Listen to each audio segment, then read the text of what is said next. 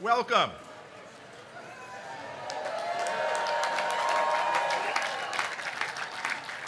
Welcome to Washington University's 157th commencement exercises.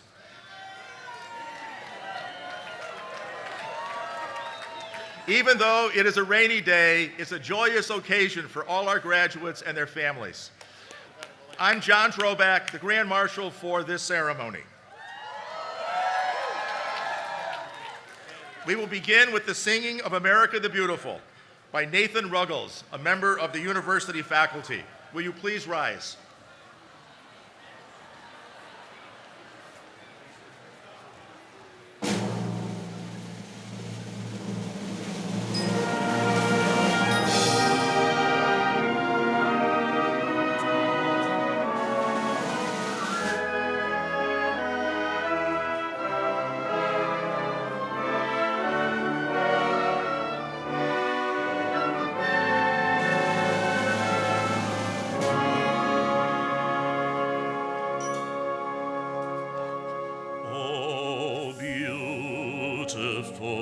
For spacious skies, for amber waves of grain, for purple mountain majesties above the fruited plain.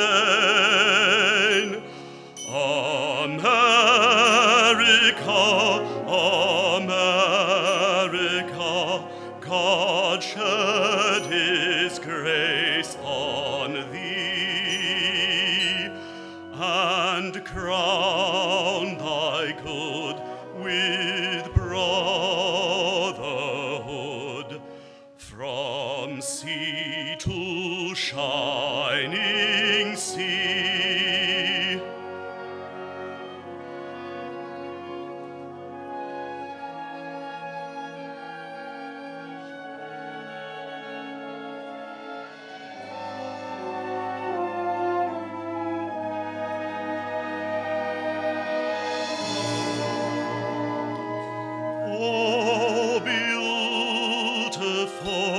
For patriot dream that lives beyond the years, thine alabaster cities gleam, undimmed by human tears.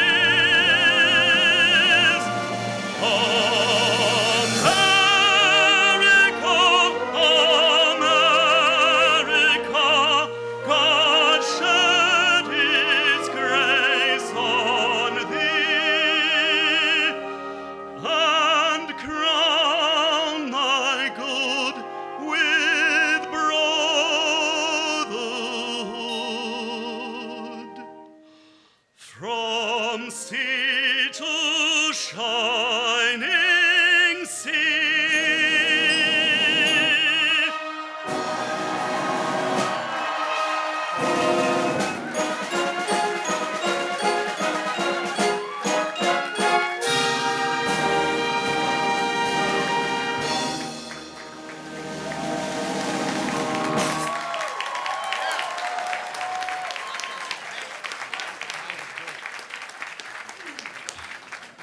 Will you please be seated?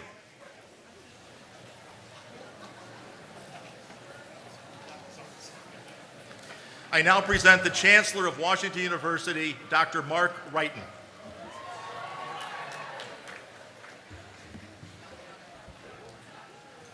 Thank you, Professor Droback. Good morning, everyone, and welcome. Welcome to the graduation exercises for the Washington University class of 2018.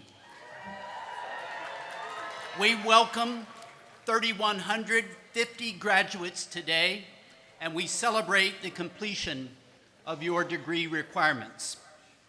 For those who are watching on the internet, let me just say that it is a little rainy here in the quadrangle at Washington University.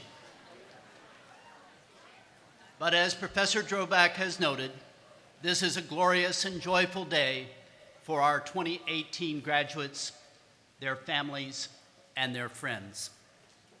It's a real pleasure also to welcome and recognize members of the class of 1968. They have returned to the university to celebrate their 50th reunion. We value their association with Washington University and take pride in their lifetimes of accomplishment. Like alumni who have preceded them and those who have followed, this class has made important contributions that are making the world a better place for all. Today, we also extend special recognition to individuals who will receive honorary degrees. Honorary degrees at Washington University are conferred by a unanimous vote of the Board of Trustees, many of whom are on the stage before you. We recognize today 5 individuals for contributions they have made to their professions, to our community, and to society more broadly. You've already heard a representative of this community singing America the Beautiful, Nathan Ruggles. Let's give him another round of applause for a great performance. As we conclude our ceremony, Derek Bassinger, who will receive his Master of Arts in Classics today, will lead us in singing the Alma Mater. Let's thank Nathan and Derek for their contributions.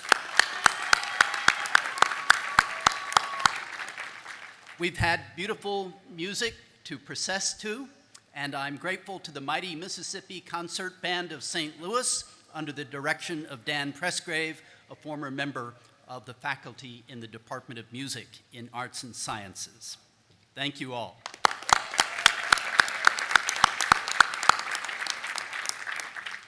It has been our custom to name a distinguished emeritus or emerita faculty member to serve as the honorary Grand Marshal at our commencement. For this, the 157th commencement, we're privileged to have Professor Emeritus and Provost Emeritus Edward S. Macias serve as the honorary Grand Marshal.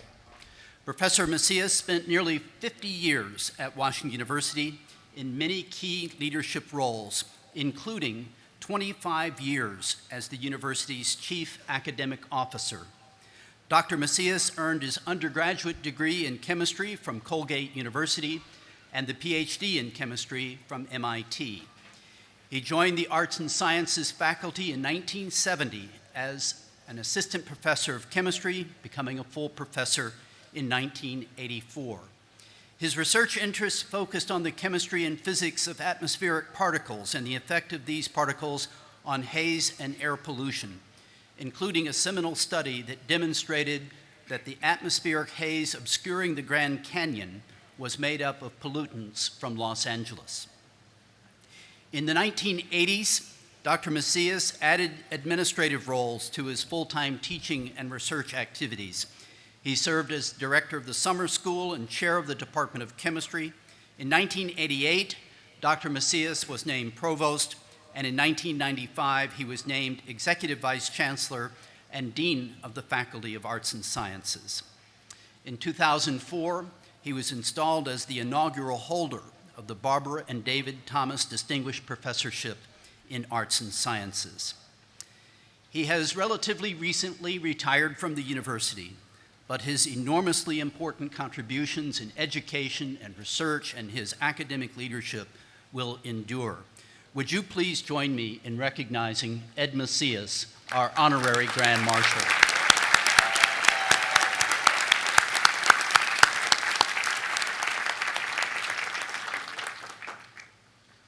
Our commencement ceremony today is the academic highlight of the year. These proceedings continue a very long tradition with origins dating back to the Middle Ages. I'm grateful to our Grand Marshal, Professor John Droback of the School of Law, for his leadership in this capacity. He has been a vital contributor to the planning and execution of commencement. Thank you, Professor Droback, for your leadership.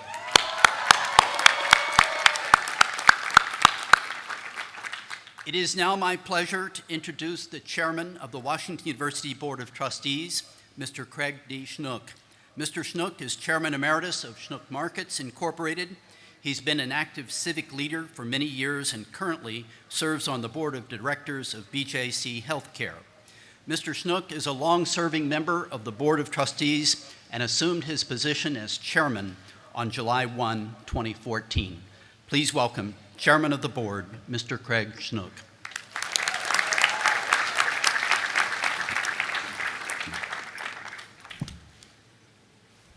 Thank you, Mark, and good morning and welcome to all of you. This is a beautiful day to be graduating, no matter what the skies offer us. As Chair of the Board of Trustees of Washington University, it is my great privilege to recognize the class of 2018 for your achievements. Today, you are graduating from one of the finest universities in the world. You have successfully met rigorous academic challenges. You have worked hard and you have every reason to be proud. On behalf of the Board of Trustees, I congratulate you on a job well done.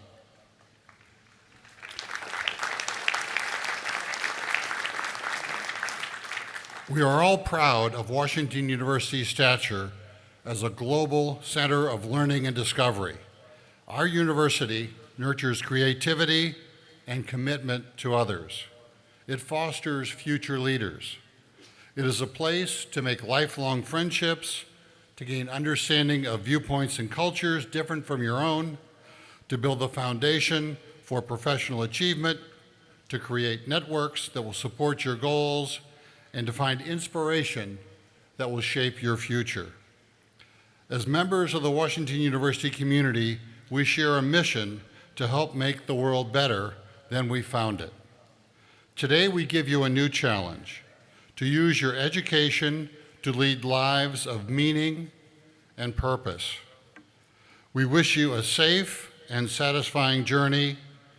Always remember this moment with pride. My fellow trustees and I applaud you, your families, and everyone who is celebrating with you today. Our heartiest congratulations and best wishes.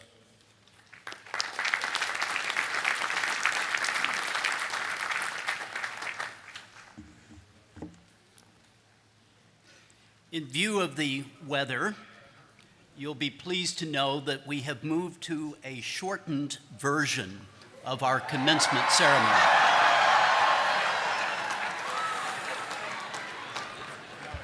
We will hear from our distinguished commencement speaker. You'll hear from the senior class president and a representative of the graduate and professional students. With apology to the senior academic leaders on the stage, I will be conferring all of the degrees, and I will have a very brief message for you. So that's our agenda. It is now my privilege to introduce our commencement speaker, renowned foreign policy expert, distinguished scholar, nonprofit leader, and former top official at the United States Department of State, Anne Marie Slaughter. She is one of today's insightful and influential observers and commentators on international affairs and the renewal of America. Dr. Slaughter's widely read 2012 article in The Atlantic entitled "Why Women Still Can't Have It All" sparked a national debate around women's work-life balance, and this quickly became the most read article in the magazine's history. She followed that article with, quote, "Unfinished Business: Women, Men, Work, Family," a book which was named one of the best books of 2015 by Washington Post, The Economist, and National Public Radio. She is currently president and CEO of New America, a nonprofit, nonpartisan civic platform dedicated to renewing America in an age of rapid technological and social change.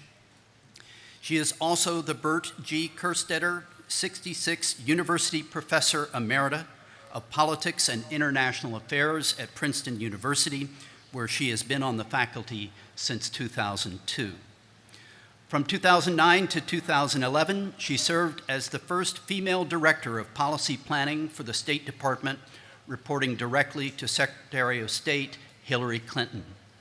Upon leaving the State Department, Dr. Slaughter received its highest honor, the Secretary's Distinguished Service Award, for her work leading the Quadrennial Diplomacy and Development Review, which provided a blueprint for advancing America's interests in areas such as global security, inclusive economic growth, and climate change. She also received meritorious service awards from the U.S. Agency for International Development and the Supreme Allied Commander for Europe for her State Department work. Prior to her government service, Dr. Slaughter was Dean of Princeton's Woodrow Wilson School of Public and International Affairs from 2002 to 2009.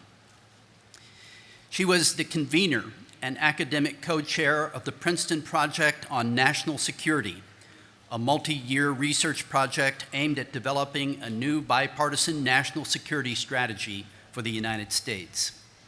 In addition to the book Unfinished Business, she's also written or edited 7 other books and is also the author of more than 100 scholarly articles. A native of Charlottesville, Virginia, she earned her bachelor's degree from Princeton University and a master's and doctorate in international relations from Oxford University.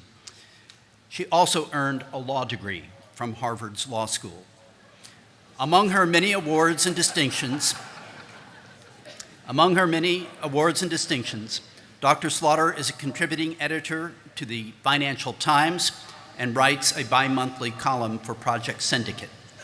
A fellow of the American Academy of Arts and Sciences and a member of the American Philosophical Society, Dr. Slaughter was on Foreign Policy magazine's annual top list of the top 100 global thinkers for 4 consecutive years.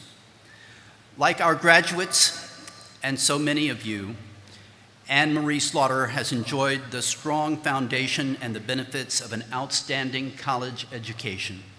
As an international affairs leader, an educator and researcher, and a highly recognized writer and commentator on modern political culture, she has made a life of communicating with articulate passion about the ideas and issues that affect so many of us.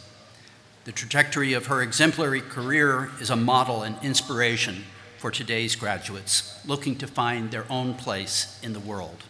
Graduates, families, and distinguished guests, it's my honor to introduce Anne Marie Slaughter.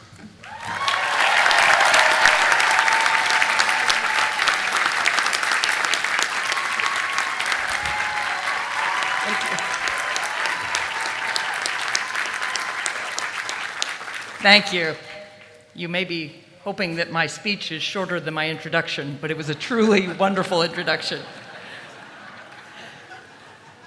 Your mission, should you choose to accept it, is American renewal, not just as a graduating class, but as a generation. You are graduating at a moment of profound national division and political dysfunction. It is time to renew our politics, to mount a great wave of reform as we did in the late 19th century, and recreate a system that can, in fact, enact the will of the majority and respect the rights of the minority.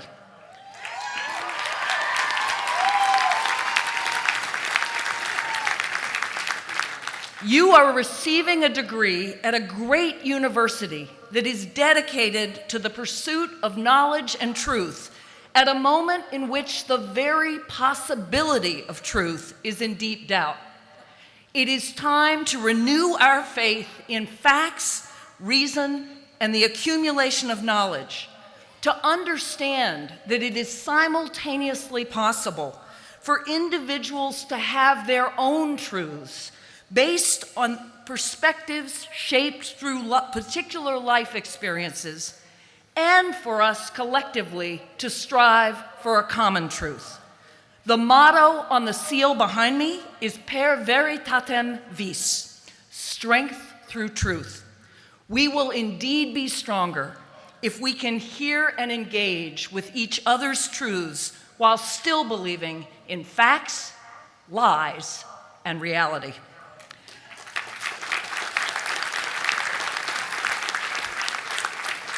You are graduating at a time of deep disquiet about the future.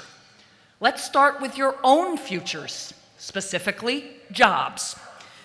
The stock market may be way up and employment way down, but the steepest upward curve is rising uncertainty. All we can tell you is the jobs you're likely to get now will not exist later, and the jobs that you will get later have not been invented yet. It is time to renew our economy and the social infrastructure that supports it. We must have an economy that no longer distinguishes between full-time and part-time work, or indeed even between paid and unpaid work, since the work of raising a family and caring for others is just as essential to human well-being as work that brings in a paycheck.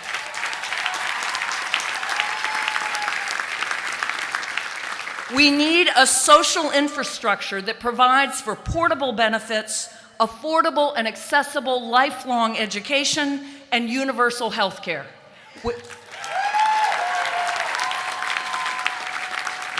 With that foundation, all Americans will be able to adapt to whatever life throws our way and have a realistic shot at growing, thriving, and supporting a family. But why renewal? And why you specifically? Why renewal? Because it can unite both sides of the political aisle. Liberals embrace progress and love the new. Conservatives hold to tradition and revere the old. But often the best way to move forward is not to tear down, but to renew, giving new life to the best of what is old, while rejecting and discarding the worst. It is also a way to reaffirm our commitment to the things we hold most dear. Couples renew their vows to enter a new phase in their marriage. Nations can renew their ideals to enter a new phase in their history. Why renewal? Because it's the American way. It acknowledges a process of striving, falling short, and striving again. Abraham Lincoln, a fellow Midwesterner born only 100 miles from here, understood better than anyone the inevitable and perpetual gap between our ideals and our reality as a nation, and the necessity of continually striving to close that gap. Lincoln resurrected his political career when he argued a detailed and passionate brief against slavery in Peoria in 1854. He insisted that the spirit of '76 and the defense of slavery could not coexist, and he called for purification and renewal. Our Republican robe is soiled and trailed in the dust, he said. Let us re-purify it. Let us re-adopt the Declaration of Independence, and with it, the practices and policy which harmonize with it. In the Gettysburg Address, perhaps our nation's most famous speech, he also framed the Civil War as a struggle to ensure that the nation brought forth in 1776 would have a new birth of freedom. 3/4 of a century later, during another great national crisis, Franklin Roosevelt made his case to the nation as a presidential candidate. Speaking at the Commonwealth Club in San Francisco in September 1932, he hearkened back to the social contract set forth in the Declaration of Independence, a contract in which people granted power to the government in return for the guarantee of certain rights. In the conditions of the Great Depression, Roosevelt argued that changing social conditions demanded a new bargain between government and people, that, quote, we recognize the new terms of the old social contract. Old vessels, new wine, the work of renewal. That work has been the province of citizen reformers just as much as presidents. Elizabeth Cady Stanton, Susan B. Anthony, Martin Luther King, and many other American heroes demanded that America make good on its founding promises by recommitting to our ideals and closing the gap between word and deed. Closer to home, one of St. Louis's great native sons via Germany, Union General and Senator Carl Schurz, offered a maxim that defines our duty as citizens. On the floor of the Senate, responding to another senator who proclaimed, "My country, right or wrong," Carl Schurz said, "My country, right or wrong. If right, to be kept right. If wrong, to be set right." To be set right is the work of renewal, not to destroy and start over, but to return to the path we profess to follow. So if renewal is the mission, why is it your mission? Because American renewal is happening from the bottom up and the heartland out. During the Great Depression, the renewal of America's social contract happened from the top down through the laws, policies, and programs of the New Deal. Reformers flocked to Washington, including the founder of this great university, one of the great presidents of this university. They flocked to Washington and ran their experiments across the land. After the Great Recession, change is coming mostly from cities and states, pushing back against the polarization and paralysis of national politics. The laboratories of democracy, in Brandeis's great phrase, are once again in action. Today, if you want to make positive change, do not leave Washington University for Washington, D.C. Go back to your hometowns, state capitals, or bustling regional cities, and your parents are really glad to hear me say that. Go to where you can participate in the reconnection of citizen action to positive public outcomes. That transmission belt is broken in our national politics. It cannot only be repaired over the long distances of presidential and congressional elections. We must begin at home, step by step, if we are ever to rebuild public trust. If you're an aspiring business person or entrepreneur, go to where the real estate is cheap and the community is strong, where new tech sectors are springing up by reinventing traditional businesses from manufacturing to media. If you're an aspiring architect, go renovate your hometown's downtown, putting old buildings, beautiful old buildings, to new uses. If you're an aspiring journalist, go reweave the fabric of local civic life by creating or joining new models of community journalism. And even if you're interested in foreign policy, as I am, know that Los Angeles has just appointed a deputy mayor for international affairs. Cities in every state have extensive sister city networks and work actively to attract foreign trade and investment. Last week, James and Deborah Fallows published a book entitled Our Towns, a 100,000-mile journey into the heart of America, a book that every parent and grandparent should immediately order as a graduation present for all of you. Just wait till I finish speaking before you pull out your phones. After 5 years of visiting towns and small cities across the country, the Fallows describe a vibrant landscape of change and renewal, of, quote, ideas and plans that are being tested in towns we never would have suspected by people who would never join forces in the national capital, but who work together at home. But why you? The graduates of Washington University, people of this place, in this city, at this time. Because St. Louis is the heart of the heartland. It embodies much of what is best and what is worst about this country. St. Louis came of age as the gateway to the West, the center of industry, energy, and optimism about America's future. It was the nation's fourth largest city by 1900, a hub of trade, manufacturing, and advertising, giving Madison Avenue a run for its money. It supported music, art, education, created an intellectual and cultural mecca, not just for the Midwest, but for the whole country. Ideas and solutions have long rippled outward from this city.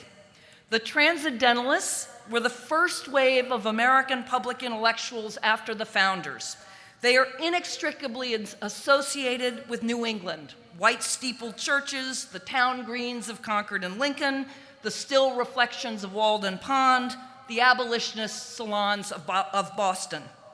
I suspect, however, that you are far less aware of the equal influence of the St. Louis Hegelians, an active group of St. Louis philosophers and cultural critics, men and women, who were in regular correspondence with the New England Transcendentalists and influenced the existence and content of the Transcendentalist Concord Academy, founded in 1879. 1879 also saw the establishment of the Manual Training School for Boys here in St. Louis, created by the Dean of WashU Polytechnic faculty, Calvin Woodward. He took parts of the MIT collegiate curriculum and adapted it for high schoolers to teach them not only mathematics, language, literature, history, and science, but also manual skills, as preparation for college or industry and in recognition of the dignity and value of manual work. His curriculum took off across the country. By 1900, 100 cities had copied it, and it soon became part of the public education curriculum. Today, that innovation continues. Last year, the Midwest Cyber Center and the St. Louis Agency on Training and Employment launched one of the nation's first cybersecurity apprentice programs for 18-year-olds with a high school education. Those apprenticeships are the 21st century equivalent of the Manual Training Institute. It's a model that can spread across the country. VBRC, the country's first center to help veteran entrepreneurs, was founded here in 2004 and has provided services to more than 10,000 veterans and their family in Missouri and neighboring states. And St. Louis has a thriving commercial and university and civic tech system with organizations working to collect data to see whether or not policy interventions actually work. All is not rosy, however. St. Louis has also been, as it is now, at the center of the racial tensions that have ripped this nation apart. It was a border town in a slave state next to a free state. Dred Scott, the enslaved man at the heart of the Supreme Court's decision to uphold slavery, was sold in St. Louis as a slave, taken to a free state, and brought back to St. Louis, where he was once again enslaved. St. Louis was at the center of tensions between black and white workers during the Great Migration of African Americans northward, resulting in one of the worst incidents of racial violence, domestic terrorism, with the East St. Louis massacres in 1917. Those of you graduating today who have been here for 4 years or more have seen the bitter eruption of those same racial tensions with the shooting of Michael Brown and the Ferguson riots. Those riots uncovered deeper patterns of financial and political injustice and state violence that mark the boundaries of modern segregation. They gave rise to Black Lives Matter and a renewed civil rights movement. At the same time, many of us have become newly aware of the fear and adrenaline surging through members of our police forces sent out to keep the peace in cities awash in guns. In the work of renewal, facing failure is just as important as cataloging success. We cannot celebrate the great achievements of our past without acknowledging the injustice, exclusion, violence, and inhumanity that has made a mockery of our ideals for so many among us. We cannot renovate our national house without understanding that many of the materials used to build it are dangerous and even deadly to the present occupants. Much of the decoration that our predecessors found lovely is now ugly in our eyes. We must learn to see and accept the whole truth, not just the parts we like. But neither can we move forward, propelled only by anger and fear. Just as we must see the parts of our past that we wish to preserve, we must be able to imagine a future that we wish to achieve. A future of equality for all Americans, regardless of gender, color, creed, race, sexual orientation, or national origin.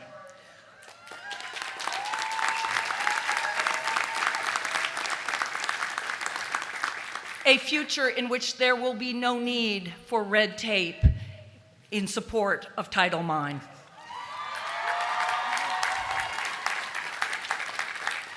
A future of lifelong learning and earning, caring and sharing. A future of technology and humanity. A future, and make it yours, of remembrance and renewal. Congratulations to you all, and to the loved ones, faculty, staff, administration, administrators, and alumni who got you here today. Thank you.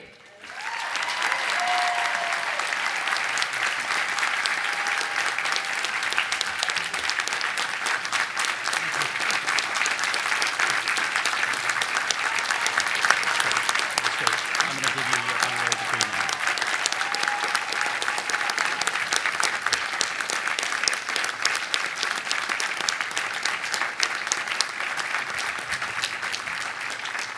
Dr. Slaughter, thank you for an outstanding and inspiring speech to the class of 2018.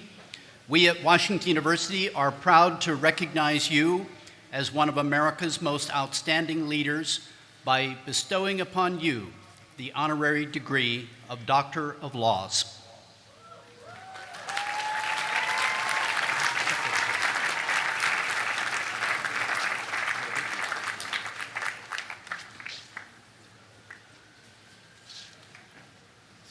Great speech. Thank you very much. We will now continue conferring the honorary degrees. You'll find biographical information on each honorary degree recipient in your commencement program. I know that some of these are probably wet.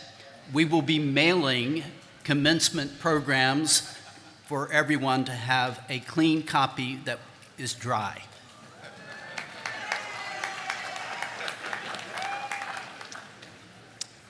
Will Eric Green please rise?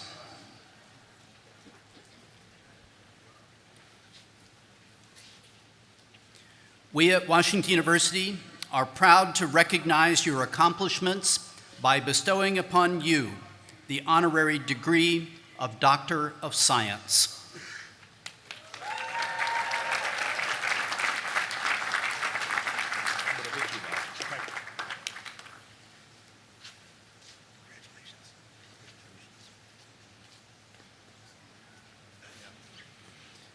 Will Chris Krameyer please rise?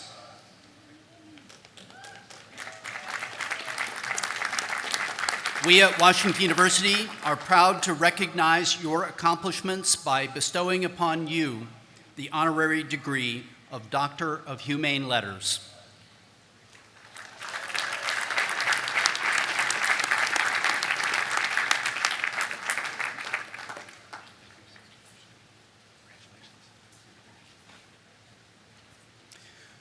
Will Dr. Michael L. Lomax please rise?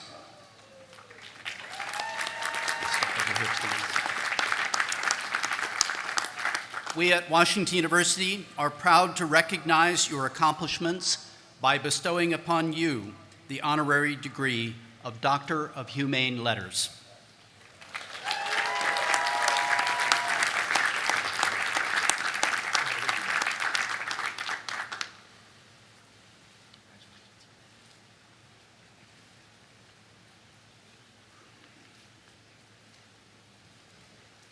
Will the Honorable Francis G. Slay please rise?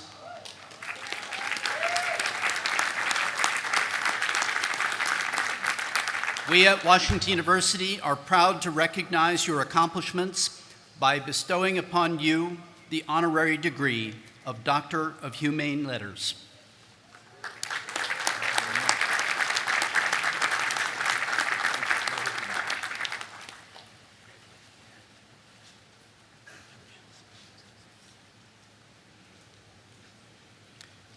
Will all the members of the Board of Trustees please rise? Will all the honorary degree recipients Please rise. By virtue of the authority delegated to me on behalf of Washington University, I hereby confer upon each of you the appropriate honorary degree and declare that your names shall be forever inscribed upon the enduring roll of the university's honorary sons and daughters. Congratulations.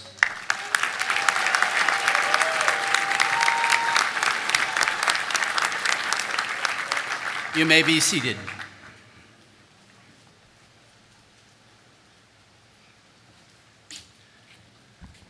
I wish to introduce the president of the senior class, Bill Feng.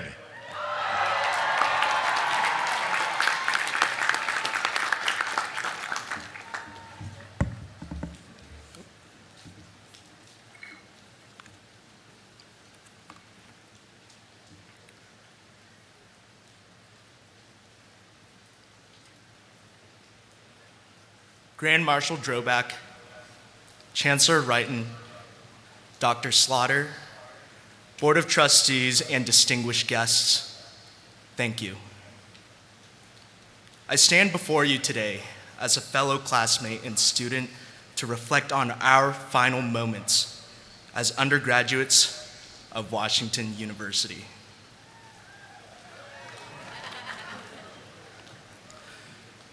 To parents, family, friends, and loved ones, thank you. I offer my thanks to all of you for supporting us, encouraging us, and truly, I thank you for all the steps you took to get us to where we are here today. Thank you all for joining us as we celebrate the accomplishments of the class of 2018.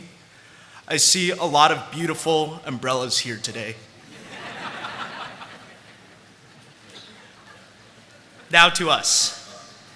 As I reflect on our experiences at Washington University, I would like to share when I visited my grandfather in China over winter break. He invited me to lunch. At the table, I sat myself with 7 other people. As he introduced each one of them by name and age, he explained how he befriended these companions and kept in touch with them for over 60 years. 60 years. He's 85 years old. He's known these people since his 20s. Wow. To the class of 2018, I want you to ponder for a moment about those seated around you, those classmates and colleagues gathered today. Think about the relationships you will continue toward and beyond this campus and after graduation. Do you remember how you met them? Do you remember why or when you met? I'm going to tell you right now, it really doesn't matter. Because we met our closest friends by random chance. I'll let that pass. So, we met our friends by random chance exactly like my grandfather did. By pure coincidence, your closest acquaintances were those who were randomly assigned to your freshman floor. It was a chance encounter at those 1 or 2 clubs that you met your best friend in a peripheral interest you totally forgot about. It was that time you sat alone in a dining hall and you started a conversation with that one person who probably only wanted to eat in peace.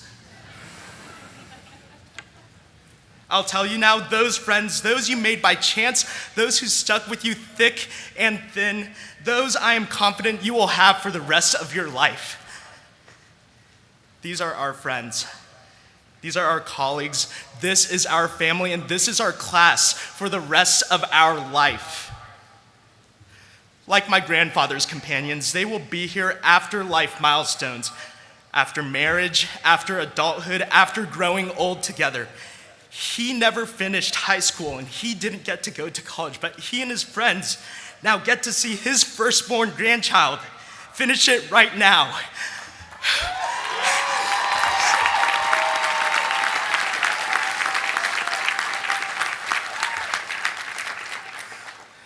Five to 10 years from now, you're not going to remember that one time you regretted not studying enough for that 3rd midterm in your 2nd semester of sophomore year in a class you totally don't forget. I just don't remember those. Because you know what? Well, to be honest, I did worry about those for once. I thought about how those might affect me, and I realized how little those aspects actually mean in the grand scheme of things. Instead, you will cherish the memories and the feelings of those who stuck in the formative years. Seriously, we've done incredible things. We've seen people on this campus do things that others told them could never be done. We've pursued ideas that people said flat out no to. I've seen colleagues create movements, found businesses, mobilize entire communities. I've even had a friend who told me she could get away with making a graduation cord out of recycled t-shirts as a sustainable option for students not involved in any campus clubs. And you know what? I'm wearing one of those.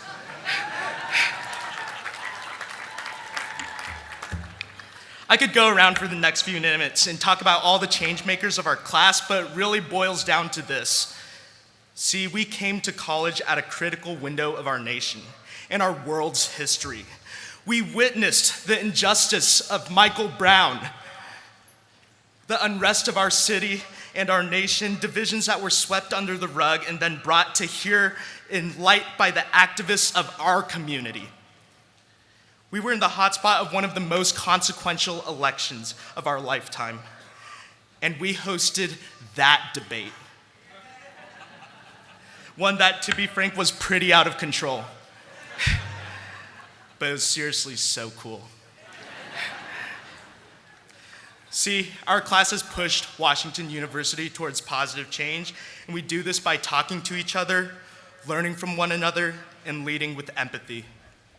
We've been faced and will continue to face people who will say they're more powerful than you, who will say they have more influence than you, who will say they want to underestimate us, and they are haters. Because you know what? Don't let them rain down on our parade. Literally, don't let it rain down on our parade. This is gonna be a bit impromptu right now, but you know what? These gowns are beautiful, and I'd love to see you all take down your umbrellas, take off your ponchos, and just for a brief moment, if you're comfortable being wet for 30 seconds, I'd love to see a sea of green here, a sea of our graduation gowns as we celebrate these moments. Take them off. Come on, come on. Woo. Look at that. Look at that.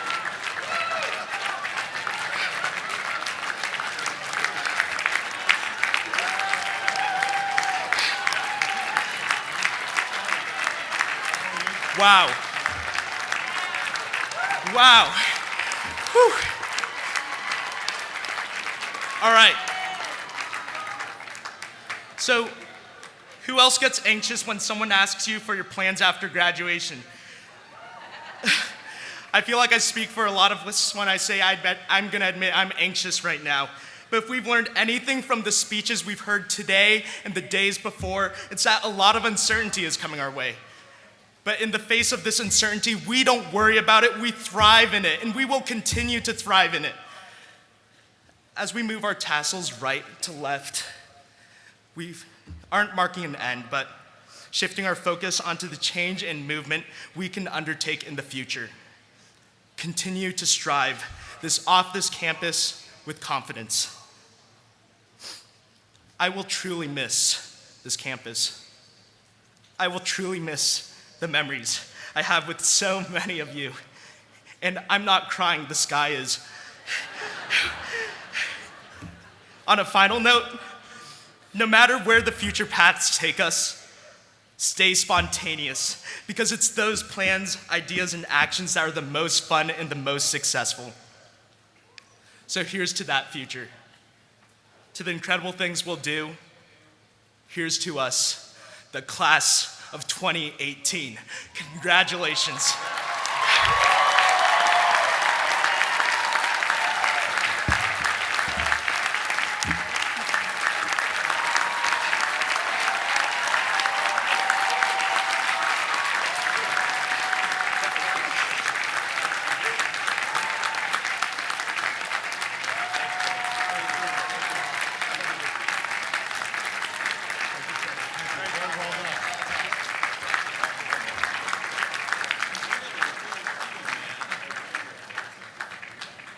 Now I would like to introduce Donnie Gerke, who will receive a PhD degree in social work today. Donnie is representing the graduate and professional graduates today.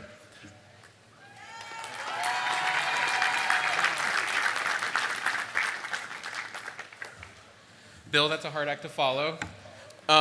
Good morning, everybody. Thank you for being here, for sitting out in the rain.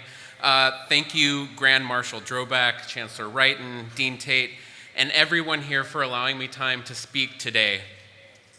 I'm really privileged to be here and thrilled to share this moment with my parents, my brother, dear friends, and all of my fellow graduates and your friends and families, many of whom traveled great distances to be here today.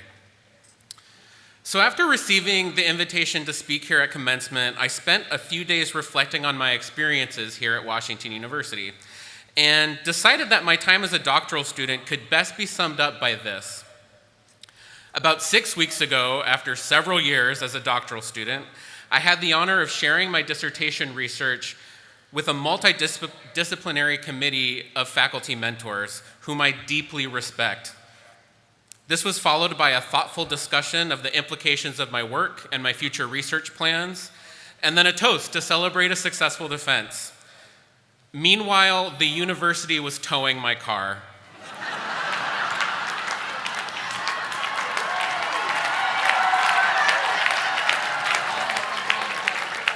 You see, I've learned that to pursue a graduate degree is to open yourself up to a steady stream of successes and challenges. Now, in this instance, the challenge of my car being towed was dwarfed by the success of a successful dissertation defense. But this is rarely the case. Often, the challenges seem to far outweigh the successes. Rejected manuscripts, failed experiments, unfunded grant applications, challenging teaching situations, and unsuccessful client meetings, what many refer to as failure, seem all too common. Yet, however painful, I believe that is in these moments of failure that we truly grow as scholars and practitioners. Failure can be our best teacher. If we can figure out how to manage the difficult emotions that accompany failure and then use these experiences as opportunities to reassess, identify where we can improve, and then try again and again and again, we will eventually succeed. The fact that we are all sitting here today is a testament to this. Our ability to persist through failure in the search for knowledge was and is essential for success. As stated in the Washington University motto, we find strength through truth. We find strength to persist in our pursuit of knowledge and the application of that knowledge in ways that improve our local, national, and global communities. We have found strength through truth, but this strength does not go untested. We live in challenging times, times in which the validity and implementation of scientific discovery is consistently interrogated and attacked by many of those elected to lead our nation. The realities and consequences of climate change, systemic racism, and health inequity, just to name a few, are often denied. Entire academic fields like the humanities and fine arts are under siege. Still, we persist. We persist because in these challenging times, it is as important as ever to remain strong in our search for and dissemination of truth. Not only truth derived from scientific discovery, but the truth of who we are and who we want to be as a community, as a nation, and as a world. Truths such as Black Lives Matter. Women's rights are human rights. No human being is illegal. Love is love. Trans is beautiful. Healthcare is a human right. And yes, science is real.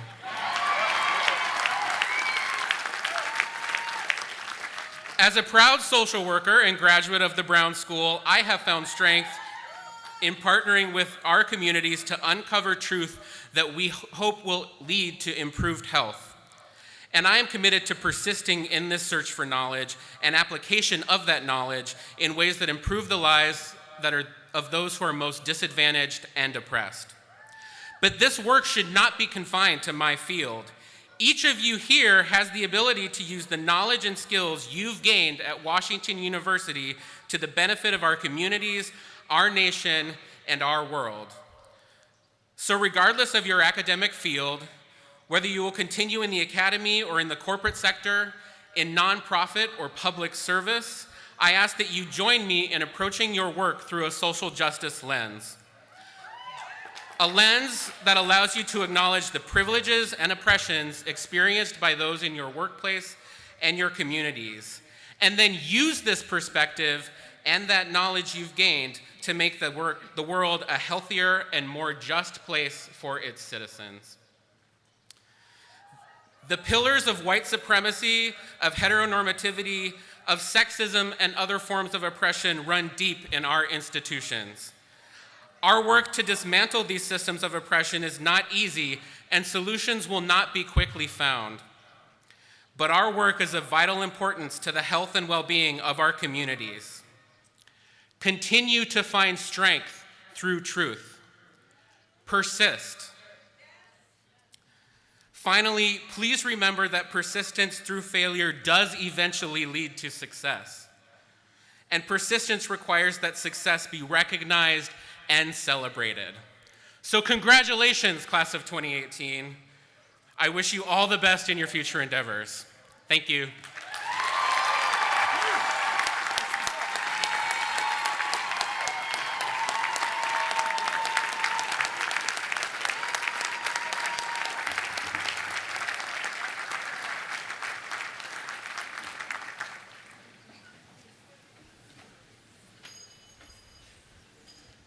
My thanks to both of our outstanding student speakers.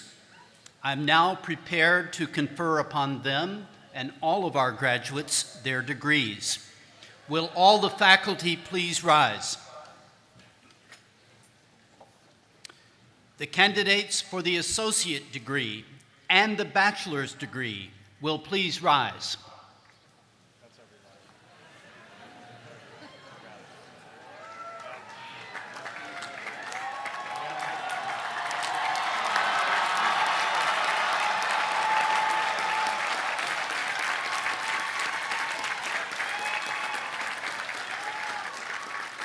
By virtue of the authority delegated to me on behalf of Washington University, I hereby confer upon each of you your bachelor's degree or associate degree with all its attendant rights, privileges, and obligations. The graduates will please be seated.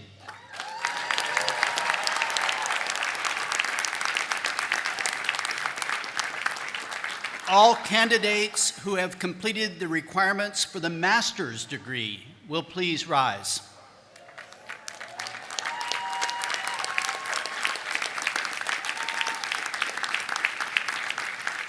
By virtue of the authority delegated to me on behalf of Washington University, I hereby confer upon each of you your master's degree with all its attendant rights, privileges, and obligations.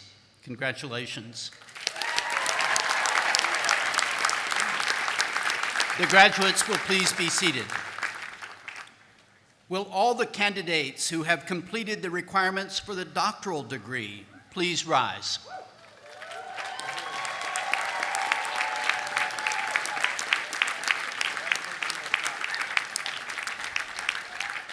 By virtue of the authority delegated to me on behalf of Washington University, I hereby confer upon each of you your doctoral degree with all its attendant rights, privileges, and obligations. Congratulations, doctors. You may be seated.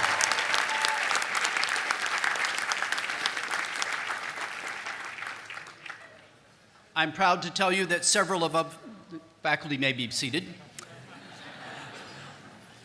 I'm pleased to tell you that several of today's graduates have participated in Reserve Officers Training Program and have been commissioned as second lieutenants in the United States Army and United States Air Force. Will any who have received this commission please stand and receive our recognition and appreciation?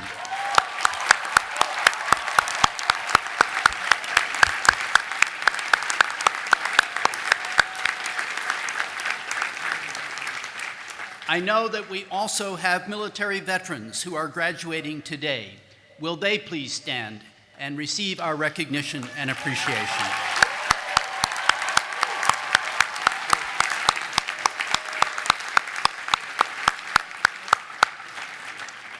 Now I come to the Chancellor's message to the graduates. I had a really great speech prepared for you. I had an important theme, and that theme is gratitude. I'm filled with gratitude this morning.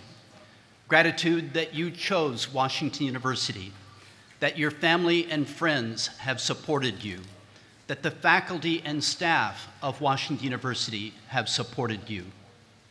But most gratitude comes from the promise that you represent in aggregate to contribute to making our nation and our world a better place.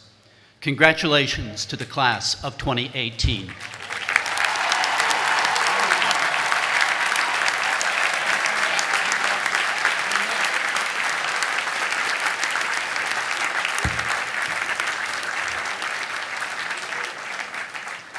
Let us now stand and remove our caps for the singing of the university's alma mater. The words are printed inside the back cover of the program.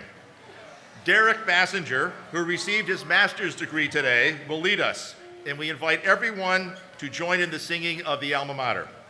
Following the alma mater, we ask that the parents and the guests remain in their seats until the end of the academic recession and all degree recipients have exited the quadrangle. Thank you.